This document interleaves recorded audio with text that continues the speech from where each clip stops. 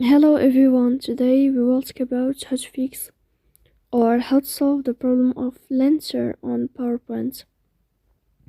To know how to fix or how to solve the problem of Lancer on PowerPoint, you should just go to Settings. In the first page you can click on Apps and you will enter to PowerPoint. Then you can click on First Stop and you can click OK.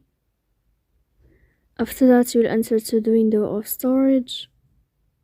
Here you can click Clear Cache, don't click Clear Data because that can cause you errors, so you can delete your account. In the end you can turn off your Wi-Fi and you can turn on your Wi-Fi again. So please don't forget to support us by like and subscribe. See you next time in another video, and thank you for your